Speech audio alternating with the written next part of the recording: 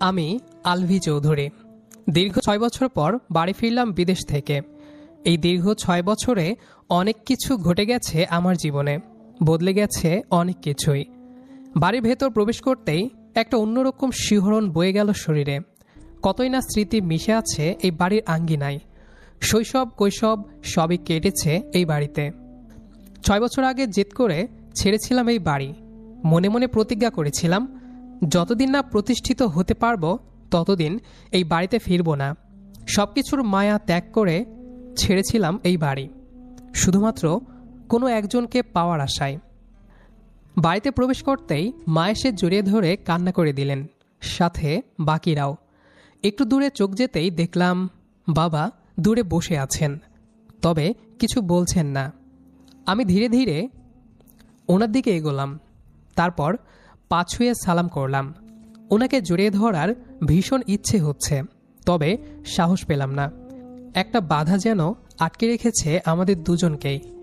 সবার সাথে কথা বলে আমি গেলাম আমার রুমে প্রবেশ করে দেখি সব কিছু আগের মতোই আছে, শুধুমাত্র কিছুটা পরিবর্তন। সেটা সময়ের সাথে হওয়ারই কথা। আমি আলমারিটা খুলে ব্যাগপত্রগুলো রাখলাম, তারপর চোখ গেল বারান্দায়। দরজা খুলতেই একটা ঠান্ডা হাওয়া এসে গায়ে লাগলো। বারান্দায় বেশ কিছু ফুলের টব। এসব নিশ্চয়ই মা লাগিয়েছেন। উনি এত বছর ধরে এই রুমটাকে আগলে রেখেছেন। আসলে মায়েরা এমনই হয়, সন্তানের অনুপস্থিতিতেও তাদের জিনিস ঠিকই তারা যত্ন করে রাখেন। সন্ধ্যাবেলা ড্রয়িং রুমে বসে সবাই আড্ডা দিচ্ছে। অনেক আত্মীয় স্বজনরা এসেছেন আমার আসার খবর শুনে, সেই সাথে আমার ছোটবেলার বন্ধুরাও। সবার মুখেই একটা কথা, দেশে যখন এসে গিয়েছি তাহলে এখন কি করব। আমি এই বিষয়টিকে এড়িয়ে গেলাম। আসলে মানুষ এমনই, ভালো সেজে আসবে, কিন্তু আপনি ভালো কিছু করতে চাইলে সেটাতে বাধা দিবে। তাই কি করব না করব সেসব বলে কাজে ব্যাঘাত ঘটাতে চায় না। আমার পরিকল্পনা আমার কাছেই থাক। দেশে এসেছি আজ 1 মাস হয়ে গেল। এই 1 মাস অনেকের সাথে দেখা করতে করতেই কেটে গেছে। প্রায় অনেক জায়গায় যাওয়া হয়েছে। সোফায় বসে টিভি দেখছিলাম, এমন সময় বাবা এসে পাশে বসলেন। এই 1 মাসে প্রয়োজন ব্যতীত ওনার সাথে আমার তেমন কোনো কথা হয়নি। যা হয়েছে দাঁড়িয়ে শুনে চলে গিয়েছি, কিন্তু আজ পাশে এসে বসায় একটু অবাক হলাম। টিভিতে খেলা চলছে, তাই মনোযোগ দিয়ে দেখছিলাম। বাবাও কিছুক্ষণ টিভি দেখায় মন দিলেন, কিন্তু ওনার মুখ দেখে মনে হচ্ছে না উনি টিভি দেখতে এসেছেন। নিশ্চয়ই কিছু বলবেন, আর তাই হলো। হঠাৎ তিনি বলে উঠলেন, কেমন যায় দিনকাল তোমার? আলহামদুলিল্লাহ, ভালো। এত বছর পর দেশে আসলে, এখন কি করবে? চাকরি করা হলে কখনো দেশ ছাড়তাম না। তারপর কিছুক্ষণ নীরবতা চলল। মোটামুটি সব জায়গায় তো গেলে, কিন্তু তোমার ফুফুর বাড়িতে তো গেলে না। উনি কল করে দুঃখ প্রকাশ করেছেন। না যাওয়ার কারণটা হয়তো আপনার অজানা নয়। দেখা করতে যাওয়ার মাঝেও কি এসব প্রসঙ্গ আনতে হয়? আপনার বোন বলে আজ এই কথা বলছেন, নয়তো আমার জায়গায় থাকলে নিশ্চয়ই এই প্রশ্নটা করতেন না। বাবা আমার দিকে একবার তাকালেন, আমি টিভির দিকেই তাকিয়ে রইলাম। চলো কালকে একবার। সময় হোক, আমি নিজে থেকেই যাব, আর তাও অনেক কাজ সারতে। আপনি প্রস্তুত থাকেন, আর আপনার বোনকেও বললেন প্রস্তুত থাকতে। তার মানে কি তুমি এখনো তোমার জেদে অটুট? এটা কোনো সাধারণ জেদ নয়। দীর্ঘ 6টা বছর কিভাবে কাটিয়েছি সেটা কেবল আমি জানি। তাই এত সহজে সব কিছু ভুলে যাওয়া আমার পক্ষে সম্ভব নয়। আপনারা যে শর্ত দিয়েছিলেন তা খুব শীঘ্রই পূরণ করে ফেলব। তবে হ্যাঁ, আপনারা আবার ভুলে যায়েন না। বেশ, অপেক্ষায় রইলাম। বেশি দিন করতে হবে না। তারপর আর কোনো কথা হলো না। একটু পর তিনি উঠে চলে গেলেন। মূল ঘটনা এবার খুলে বলি। আজ থেকে প্রায় 6 বছর আগে আমি আমার ফুফাতো বোন সিনথিয়াকে প্রপোজ করি। তখন সবেমাত্র আমি ইন্টার দিয়েছি। সিনথিয়াকে আমি পছন্দ করি সেই ছোটবেলা থেকে। কিন্তু মুখ ফুটে কখনো বলিনি। ভেবেছিলাম সময় মতো বলবো, আর তাই এইচএসসির পর তাকে সেটা জানাই। প্রথমে সে নাকচ করলেও অনেক বুঝিয়ে শুনিয়ে তাকে রাজি করাই। তারপর আমরা প্রেম নামক সম্পর্কে জড়াই। দুজন দুজনকে অনেক ভালোবাসতাম, ইভেন এখনও বাসি। কিছুদিন যাওয়ার পর কোনো এক কারণে দুই পরিবারে আমাদের ব্যাপারে জানাজানি হয়ে যায়। তারপর শুরু হয় তুমুল ঝামেলা। দুই পরিবারের কেউই তখন রাজি না, বিশেষ করে ফুপু এবং বাবা। ওনাদের একটাই কথা যে আত্মীয়র মাঝে আর আত্মীয়তা করবেন না। তখন আমি বলেছিলাম, কোথাও কি লেখা আছে যে আত্মীয়ের মাঝে প্রেম ভালোবাসা করা যাবে না? আমরা তো একে অপরকে ভালোবাসি, তাহলে সমস্যাটা কোথায়? আর পড়াশোনা শেষ করে বিয়ে করব। আমরা তো আর বলছি না এখনই বিয়ে করব। তখন বাবা জবাবে বলেছিলেন, সব কিছু যতটা সহজে বলছো তা করা এতটাও সহজ না।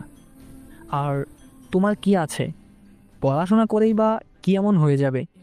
শুধু শুধু একটা মেয়ের জীবন নষ্ট করার কোনো মানে হয় না। তারপর ফুপু বলেছিলেন, দেখো, অল্প বয়স দুজনের, তাই আবেগের বশে এসব করেছো। তাই আমার মতে আর না আগানোই ভালো। মোটেই না। তোমরা আমার ভালোবাসাকে শুধুমাত্র আবেগ বলে চালিয়ে দিতে পারো না। আমরা যথেষ্ট বড় হয়েছে, কোনটা আবেগ আর কোনটা ভালোবাসা সেটা বোঝার ক্ষমতা আমাদের হয়েছে ফুপু। তখন সিনথিয়াও বলেছিল, হ্যাঁ আম্মু, আমরা একে অপরকে ভালোবাসি। প্লিজ তোমরা আমাদের মাঝে বাধা হয়ে দাঁড়িও না। এসব নিয়ে অনেক কথা কাটাকাটির এক পর্যায়ে এসে বাবা এবং ফুপু মিলে সিদ্ধান্ত নিলেন, ঠিক আছে, তোমাদের সম্পর্ক আমরা মেনে নিব। তার আগে কিছু শর্ত মেনে নিতে হবে তোমাদের। কি শর্ত? এটা কোনো সাধারণ শর্ত নয়। যদি ঠিকভাবে সব করতে পারো তবেই তোমরা একে অপরকে পাবে। আপনি শর্ত বলুন। ঠিক আছে, আমার প্রথম শর্ত, যতদিন না তুমি নিজের পায়ে দাঁড়িয়ে প্রতিষ্ঠিত হতে পারছো ততদিন পর্যন্ত তুমি সিনথিয়াকে পাবে না। কারণ আমি নিজের থেকে একটা কানা করিও দিব না, যেহেতু আমাদের ইচ্ছার বিরুদ্ধে তোমরা এই কাজ করছো। দ্বিতীয় শর্ত আমি বলছি, যতদিন না তুমি বিয়ের সম্পূর্ণ খরচ করার মতো প্রতিষ্ঠিত হতে পারছো ততদিন কিছুই হবে না। সিনথিয়া আমার একমাত্র মেয়ে, তাই বিয়েতে কোনো কিছুর কমতি আমি মানব না। একদম রানীর মতো করে সাজিয়ে নিতে হবে, আর রানীকে সাজাতে হলে অবশ্যই তোমাকে রাজার মতো হতে হবে। শেষ শর্ত, যতদিন না আমাদের শর্ত পূরণ করে নিজেকে যোগ্য করতে পারছো ততদিন একে অপরের সাথে কোনো প্রকার যোগাযোগ রাখবে না। মানে এসব প্রেম ভালোবাসার সম্পর্ক চলবে না। সব না হয় মানলাম, কিন্তু শেষ শর্তটা মানতে পারলাম না। একে অপরের সাথে যোগাযোগ না রাখলে কিভাবে কি হবে? কেন? তোমরা যদি সত্যি একে অপরকে ভালোবেসে থাকো তাহলে দীর্ঘ এক যুগও যদি কেউ কারোর সাথে দেখা না হয়, কথা না হয়, তাহলেও ভালোবাসা কমার কথা না। এটাও তো একটা প্রমাণ যে তোমরা একে অপরকে কতটুকু ভালোবাসো। সবশেষে যদি দেখা যায় দুজনের ভালোবাসাই সঠিক, তাহলে আমরা আর বাধা দিব না। এখন যেই শর্ত বলেছি সেইটা যদি মানতে পারো তবেই তোমরা এক হতে পারবে, নয়তো এখানেই সব কিছু শেষ করো। শেষ করার জন্য ভালোবাসিনি। আমি একবার সিনথিয়ার দিকে তাকালাম, তার চোখে পানি। আমি তার কাছে গিয়ে ধীর কণ্ঠে বললাম, সিনথিয়া, তুমি কি পারবে আমার জন্য অপেক্ষা করতে? আমি জানি না এই অপেক্ষার শেষ কোথায়, তবে এতটুকু জানি, যতদিন না তোমার যোগ্য হতে পারছি ততদিন তোমার সামনে আসবো না। এতদিন কিভাবে একজন আরেকজনকে ছাড়া থাকবো? যদি আমাদের ভালোবাসা সত্যি হয়ে থাকে তাহলে কোনো বাধাই আমাদের বিচ্ছেদ ঘটাতে পারবে না। তুমি শুধু কথা দাও, যাই হয়ে যাক, যত সময় লাগুক, আমার জন্য অপেক্ষা করবে। তোমার এই মনে আমি ব্যতীত অন্য কাউকে জায়গা দিবে না। তুমি যদি আমাকে পাওয়ার জন্য এত কিছু করতে পারো তাহলে আমি কি সামান্য অপেক্ষাটুকু করতে পারবো না? অবশ্যই পারবো, কথা দিচ্ছি। আমি অপেক্ষা করব। যতদিন না তুমি প্রতিষ্ঠিত হয়ে আমার কাছে না আসবে আমি ততদিন পর্যন্ত তোমার অপেক্ষায় রইব। আমি হচ্ছে তোমাকে ভালোবাসি আর আজীবন বেসে যাব। তারপর আমি জোর গলায় বললাম, আমি আপনাদের শর্তে রাজি, তবে আমার একটা কথা আছে। কি কথা? আমি তো আপনাদের সব শর্ত মেনে নিব, কিন্তু আমি কোন ভরসায় থাকব যদি আমার প্রতিষ্ঠিত হওয়ার আগে আপনারা সিনথিয়াকে অন্য জায়গায় বিয়ে দিয়ে দেন, কিংবা সবশেষে আমার সাথে তার বিয়ে না দেন? তখন ফুপু বললেন, আমাদেরকে এতটাই অবিশ্বাস হয় তোমার? সাথে আরও বললেন, একবার যেহেতু বলেছি তার মানে নিশ্চয়ই তা হবে। তুমি শুধু তোমার শর্ত পূরণ করো, আমি কথা দিচ্ছি সব কিছু ঠিকঠাকভাবে করতে পারলে আমি নিজ হাতে সিনথিয়াকে তোমার হাতে তুলে দিব। আর যদি সিনথিয়াও অপেক্ষা করতে পারে তাহলে আমাদেরও কোনো সমস্যা নেই, সে তার পড়াশোনা চালিয়ে যাবে। সময় মতো তুমি সব না করতে পারলে তখন আর কিছু করার থাকবে না। তখন আমি বললাম, না, আমি সবই করব। তারপর সিনথিয়াকে আমার লাগবেই। ঠিক আছে, মেনে নিলাম আপনাদের শর্ত, তবে আপনারাও মনে রাখবেন সবশেষে যদি সিনথিয়া আমার না হয় এর পরিণাম খুব খারাপ হবে। যে কোনো কিছুর বিনিময়ে হলেও আমি আপনাদের যোগ্য প্রমাণ করে দেখাবো। এখন শুধু সময়ের অপেক্ষা। তারপর ধীরে ধীরে অনেক পরিবর্তন হতে লাগলো।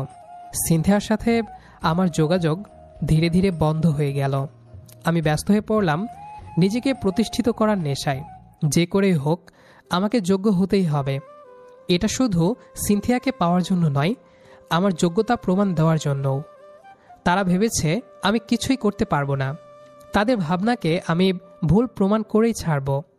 তারপর আমি বাইরে যাওয়ার জন্য অ্যাপ্লাই করি। এতে পরিবারের সবাই বাধা দিয়েছিল, কিন্তু আমি কারো বাধাই শুনিনি। শেষমেশ আমার জেদ দেখে আর কেউ মানা করেনি। সবশেষে বিদেশে গিয়ে পৌঁছাই। সেখানে গিয়ে বাসার সবার সাথে যোগাযোগ বন্ধ করে দিই। তারাও বুঝুক আপনজনদের সাথে কথা না বললে কেমন লাগে। এই 6টা বছর আমি অনেক পরিশ্রম করেছি। যোগাযোগ না রাখলেও প্রতি মাসে বাবা মায়ের জন্য খরচের টাকা পাঠিয়েছি। ছেলে হিসেবে আমার দায়িত্ব পালন করতে আমি পিছু হইনি। দেখতে দেখতে 6 বছর পার করলাম। এই 6 বছর কত শত চিন্তা মাথায় ঘুরপাক খেয়েছে তার কোনো হিসেব নেই। সবচেয়ে বেশি ভয় ছিল সিনথিয়াকে নিয়ে। সে আবার আমাকে ভুলে যাবে না তো? কিন্তু সে তো কথা দিয়েছিল যে আমি ব্যতীত অন্য কাউকে ভালোবাসবে না। আমার বিশ্বাস সে আমার জন্য অপেক্ষা করবে। সবশেষে সিদ্ধান্ত নিলাম আর বিদেশে থাকবো না। যা ইনকাম করেছি তা দিয়ে দেশে গিয়ে বড় একটা বিজনেস দিব। আর বর্তমানে সেই কাজেই ব্যস্ত আছি। দেশে আসার পরেও আমি এখন পর্যন্ত সিনথিয়ার সাথে দেখা করিনি। তার জন্য ফুপুর বাড়ি যেতে হবে। কিন্তু আমি তো এমনি এমনি যাব না।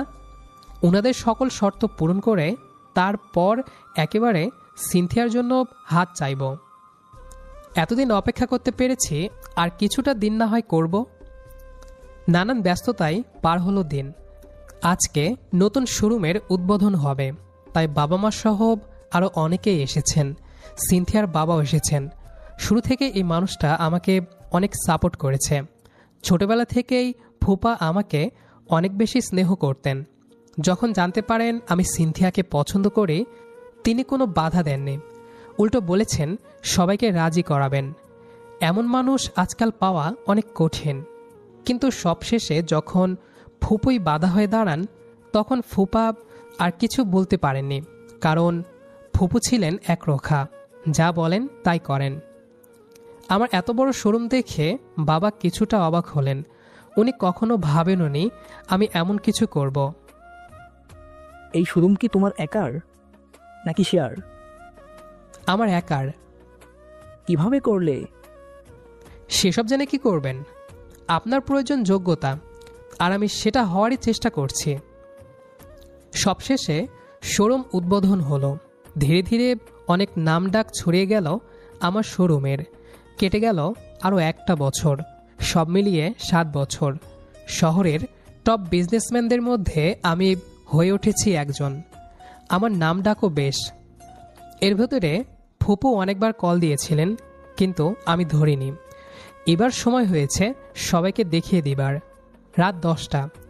সবাই বসে আছি ড্রয়িং রুমে। আমি ডেকেছি সবাইকে, বাবা মা সহ আরও অনেক।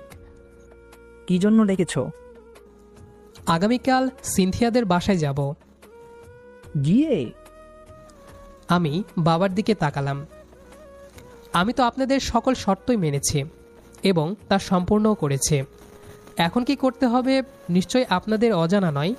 দীর্ঘ 7টা বছর আমি পরিশ্রম করেছি শুধুমাত্র নিজেকে যোগ্য করে তোলার জন্য। তোমার ফুফু তোমাকে বেশ কয়েকবার কল করেছে, তুমি নাকি ধরনি। ধরলে হয়তো আরও আগেই সব কিছু ঠিক হতো।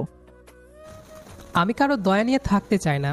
শর্ত যখন দিয়েছেন তাহলে এখন আর কল করে ভালোবাসা দেখাতে হবে না। আমি আমার জেদের কাছে অটুট। ঠিক আছে, আগামীকাল তাহলে যাব। আমিও যখন কথা দিয়েছি তাহলে তো রাখতে হবেই। পরের দিন বাসার সবাই মিলে গেলাম ফুপুর বাসায়। ভেতরে একটা অন্যরকম শিহরণ কাজ করছে। এতটা বছর পর আবারও সেই ভালোবাসার মানুষটিকে দেখব। কি হবে সেই অনুভূতিটা? এই 7 বছরে নিশ্চয়ই সিনথিয়া আগের থেকে অনেকটা বড় হয়ে গিয়েছে। সে কি এখনও আমাকে ভালোবাসে, নাকি সব কিছু ভুলে গিয়েছে? না, সিনথিয়া এমনটা করবে না। সে আমাকে কথা দিয়েছিল। বাড়ির ভেতরে প্রবেশ করতেই ফুপু সামনে আসলেন। আগের থেকে অনেকটাই বৃদ্ধ হয়ে গিয়েছেন, সেই সাথে অনেক নরম। আমাকে দেখে তিনি জড়িয়ে ধরে কান্না করে দিলেন। আমি স্তব্ধ হয়ে দাঁড়িয়ে রইলাম। উনি বলতে শুরু করলেন, এতদিন পরে মনে পড়লো সেদিনের কথার জন্য তুই এভাবে শাস্তি দিবি সবাইকে, জানলে আমি কখনোই বলতাম না। আমি জানি তুই অভিমান করে আছিস আমাদের উপর, কিন্তু আমরা তো সেটা চাইনি। শুধুমাত্র তোদের পড়াশোনা আর ভবিষ্যতের কথা ভেবে আমরা এমনটা বলেছিলাম, যাতে তোরা কোনো ভুল সিদ্ধান্ত না নিস। কিন্তু তাই বলে তুই এভাবে সবার কাছ থেকে দূরে চলে যাবি? আমার কথা তো পরে আসবে। তোর বাবা মা, ওনারা কিভাবে এই এতগুলো বছর কাটিয়েছে সেটা কি তুই জানিস? আপনারাই তো বলেছিলেন প্রতিষ্ঠিত না হলে সিনথিয়ার সাথে আমার বিয়ে দিবেন না। সেটা তো কথার কথা ছিল। তুই কিভাবে ভাবলি তোকে আমি মানা করব? তুই তো আমার অনেক আদরের ভাইপো। আমি তো শুধু তোদের ভবিষ্যতের কথা ভেবে এমনটা বলেছিলাম, কিন্তু ভাবিনি তুই এমনটা করবি। সে যাই ভেবে বলুন না কেন, আমি আমার কথা রেখেছি। আপনাদের যা যা শর্ত ছিল সব মেনেছি।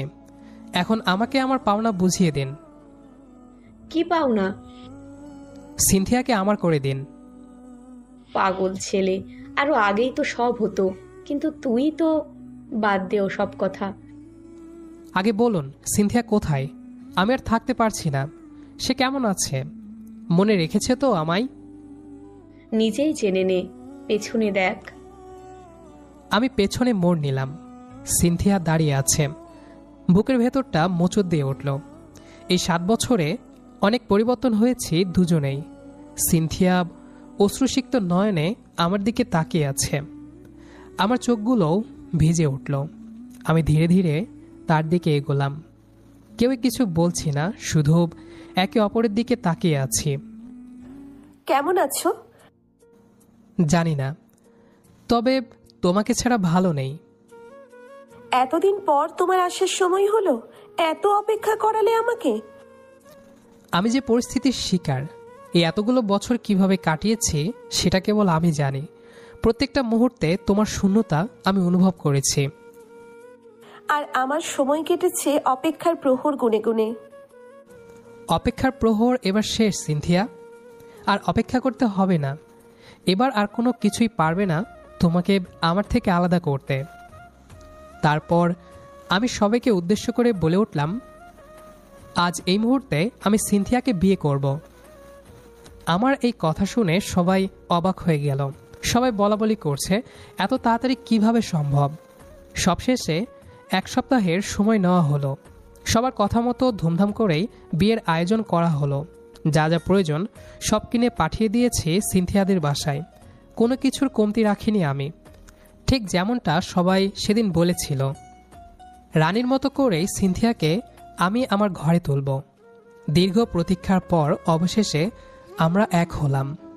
সব নিয়ম অনুযায়ী আমাদের বিয়ে সম্পন্ন হলো। অথচ এই দিনটার জন্য কতই না অপেক্ষা করতে হয়েছে। আজ সেই কাঙ্ক্ষিত দিন এলো। রাত আনুমানিক 11টা। বাসঘরে সিনথিয়া বধূবেশে আমার জন্য অপেক্ষা করছে। আমি রুমের ভেতর প্রবেশ করলাম। সিনথিয়া বিছানায় বসে আছে ঘোমটা দিয়ে। আমি ধীরে ধীরে তার দিকে এগোলাম। যতই এগোচ্ছি ততই বুকের ধুকপুকানি বেড়ে যাচ্ছে। আমি বিছানায় গিয়ে ওর পাশে বসলাম। সিনথিয়া একটু নড়ে চড়ে উঠল। তারপর কাঁপা কাঁপা হাতে ঘোমটাটা সরালাম। মুহূর্তেই মায়াবী চেহারাটা সামনে এলো। আমি একদৃষ্টিতে তাকিয়ে আছি, চোখ ফেরাতে ইচ্ছে করছে না। এভাবে কি দেখছো? তোমাকে। এর আগে কি কখনো দেখোনি? দেখেছি, তবে আজকের দেখাটা সম্পূর্ণ আলাদা। বলতে কেমন? আজকের দেখাটা হচ্ছে পূর্ণতার দেখা। সিনথিয়া হালকা হাসল। এতদিনের অপেক্ষার পর আজকে আমার সামনে যে মানুষটা বসে আছে সে কি সেই আগের আলভি? আগের আলভি ছিল স্বপ্নবাজ, আজকের আলভি সেই স্বপ্নকে ছুঁয়ে এসেছে। সিনথিয়া আমার হাতটা নিজের হাতে নিল। জানো, 7টা বছর আমি শুধু এই মুহূর্তটার কল্পনা করেছি। প্রতিদিন ঘুমানোর আগে ভেবেছি তুমি একদিন আসবে, ঠিক এভাবেই। আমি প্রতিটি মুহূর্তে পরিশ্রম করেছি যেন এই স্বপ্নটা বাস্তব হয়। আজকে মনে হচ্ছে আমি সত্যি বেঁচে আছি, আবারও ফিরে পেয়েছি নিজেকে। এতগুলো বছর শুধু একটা কথাই ভেবেছি, তুমি আমার কাছে ফিরে আসবে কিনা। সেই ভয়টা সব সময় আমাকে তাড়া করতো। আমি প্রতিজ্ঞা করেছিলাম, আর আজ আমি সেই প্রতিজ্ঞার পূর্ণতা তোমার সামনে নিয়ে এসেছি। আলভি, আজ আমি সত্যিই খুব সুখী। আমি তার হাতটা চেপে ধরলাম। আমিও। এই মুহূর্তে আমার আর কোনো অপূর্ণতা নেই। কথা দাও আর কখনো ছেড়ে যাবে না। আরে পাগলি, ছেড়ে যাওয়ার জন্য কি এত কিছু করেছি, এত কষ্ট করেছি? এই হাত যখন একবার ধরেছি, মৃত্যুর আগ পর্যন্ত ছাড়ব না। তোমার কোলে মাথা রেখেই যেন আমি শেষ নিঃশ্বাস ত্যাগ করতে পারি। আমি সিনথিয়াকে কাছে টেনে নিয়ে বুকে জড়িয়ে ধরলাম। তারপর দুজনের মাঝে হারিয়ে যেতে লাগলাম ভালোবাসার এক অজানা নগরে। আসলে কোনো বাধাই ভালোবাসার বিচ্ছেদ ঘটাতে পারে না, যদি মানুষ দুটো সঠিক থাকে। ভালোবাসায় বাধা আসবেই, যে এই বাধাকে জয় করতে পারবে সেই আসল জয়ী। ভালোবাসা মানে শুধু একটা শব্দ না, ভালোবাসা মানে ভরসা, কিছু প্রতিশ্রুতি। তা পূরণ করতে পারলে তবেই পূর্ণতা সম্ভব, আর তার জন্য অবশ্যই ধৈর্যের প্রয়োজন। তো বন্ধুরা, আমাদের আজকের গল্পটি এ পর্যন্তই। আমাদের আজকের গল্পটি আপনাদের কাছে কেমন লেগেছে সেটা অবশ্যই কমেন্ট করে জানাবেন, কেননা আপনাদের এক একটি কমেন্ট আমাদের পরবর্তী ভিডিওর জন্য অনুপ্রেরণা যোগাবে। তাই অবশ্যই কমেন্ট করবেন গল্পটি আপনার কাছে কেমন লেগেছে। তো দেখা হচ্ছে আবারও নতুন কোনো গল্প নিয়ে, সে পর্যন্ত আমাদের সাথেই থাকবেন। আর আমাদের আজকের গল্পটি যারা শেষ পর্যন্ত শুনেছেন তাদের সবাইকে অসংখ্য ধন্যবাদ।